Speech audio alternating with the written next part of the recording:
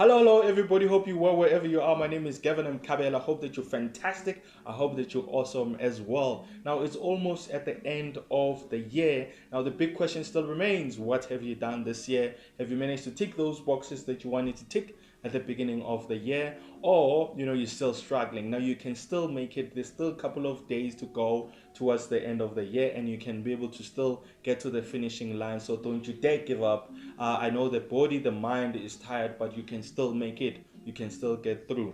Now, today's episode, I'm talking about property Stokvels, aka legacy groups. Now, throughout the year, I really have put a lot of emphasis this year, engaging, talking to a lot of property Stokvels. So I've seen the challenges, I've seen the wins, I've seen, the loopholes, and I can tell you there is the power. There is power in the collectives. The people that are succeeding in property Stokvels, I've seen the power of it, and really, really, people's lives are being changed. So there is benefits around starting such structures, but for me they need to be formal. They need to be formal if we really want to benefit from them, if we want to leverage, if we really want to participate in this economy through these property Stokvels. We need to formalize them. Now, in order to formalize, the structures, there's a number of structures that you can adopt as a property Stokvel in order to make sure that the foundation is good and solid, and then you can start then purchasing property. Now, before I get into those structures, I want to talk about two important things that are make it or break it for property Stokvels. For me, these are critical. Number one is vision. We need to have a shared vision as members within that property Stokvel, because if we don't have the shared vision, there is no belief system. If there is no belief system, then there's likely not gonna be the commitment. So a lot of people ask me, why are people not attending, and then why are people not showing commitment? And one of the biggest issues is the vision. We all need to see what we all see, so that we can be able to believe in one thing. Because if now our vision is split, then that's where the problems start. So that's the first part. The second part is a constitution or a shareholders agreement. So that is a code of conduct. We need to be governed. Every institution needs to be governed. There needs to be rules and regulations. So we need to understand what happens when a member wants to pull out, what happens when a member dies. All of those things need to cover it. What happens when if a member is late more than 3 times? Who is the chairperson? Who is the treasurer? All of those things, they need to be on black and white, so that we can be governed accordingly. So those two things are make it or break it in my books for property Stokvels. Now let's get into the different structures. So as I said, formalizing property Stokvels for me is number one. It's key, right? So the first structure is when we now we open up a company for our property Stokvel. Now, through that company, we are directors, we are shareholders as members. So we are then represented equally, or according to how we want to split it. Now, the biggest issue that I see a lot of people don't pay attention to within property Stokvels or Stokvels in general is that what happens when a member passes away? Because now, if now we just have this company, my shareholding as Gavin, when I pass away, it forms part of my personal estate. So when that unwinding process happens of my personal estate, they will want to know what is the value of my shareholding in this company, especially if we have bought property. So they will want to know that value. And now, then the property Stokvel will have two options. One will then be to buy me out, but if we are not liquid, meaning we don't have that money, then it's going to be the problem. So it'll probably end up where now we sell that property, so that the money can then go into my estate. So you see the problem there. But then how do we solve this problem?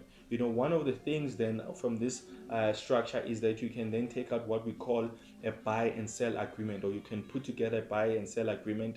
This is an insurance cover that is taken against a member that you want to insure. It's like insurance. So it's not like, actually, it's an insurance. So you take out insurance against somebody, a member within that company, or within the property Stokvel, to say that when they pass on, that cover needs to pay out to their beneficiaries, so that then we settle that part, and then they are happy, and then we can stay with our property stockfel or our company. So you need to then, to be able to put that together, you need to talk to a registered financial advisor or financial planner that can put together that buy and sell agreement. So that is the first structure, as a company, and then we have a buy and sell agreement, which is a insurance cover. So cool. Number two is when now we have a company and we have a trust. So the trust then is a shareholder of that company. So as members, we are directors of the company, and we are also trustees in the trust. So our equal sharehold interest split there is then represented in the trust, within the company, right? Because now that trust is now a shareholder in the that trust is a shareholder in that company. So that's now structure number two. But why then do we do the trust to have a shareholding in the company? Is that our interest, as I said in the first structure, it does not form part of our personal estate. It lies in the trust. So when I pass on, the only thing that needs to happen is that we need to be guided by the constitution. We need to be guided by the shareholders agreement that stipulates what happens when I pass on. So it's not affected by what goes on in my personal estate, which can be a problem, especially if my personal estate is not liquid. So meaning that I have less assets than liabilities. So I owe a lot of people than things that I own, because the things that I own, the assets are going to be sold so that they can then be offset against the liabilities. So that is very important to note. Now, the third structure is when now we have one company and we have multiple trusts. So every member is represented by his own trust in that company. So that also works nicely, because now if I want to put Ugogo's ring in my trust, I can do that. It's my trust. But on the second structure, where we have one company and one trust, I cannot then go and put Gogo's ring in there, because then it will be then for everybody, because everybody has an equal share in that trust. So with the individual trust, is my trust, I can do whatever that I want to do. The last one I created because I then meet a lot of people that qualify on their own to buy property. So for example, we are seven of us, and then we are all strong enough to buy our own companies, our own properties. But if we then go with one company, then maybe we probably get three properties. So within that, I said, okay, cool. Let us then have a holding company. Then all those contribution goes to the holding company, and then we have our individual companies. So when we go to the banks, especially when we want to leverage, meaning that we want to get bank finance, we then use our individual companies, and then our trust as well then becomes the shareholder in that company, right? Obviously to remove our shareholding away from our personal estate, and then the money that we pull together, the contributions that are going to the holding company, we then loan them out to the individual members, so that we are still together. You get what I'm saying? Because people are like, but what's the point? Because I can do this by myself. But then we're still together, because at the end of the day, when we come together, we have different kind of ideas, and within the holding company we can then diversify. So we can get into franchising, we can buy companies, we can do whatever that we want to do. So we still have that power of the collective to guide us,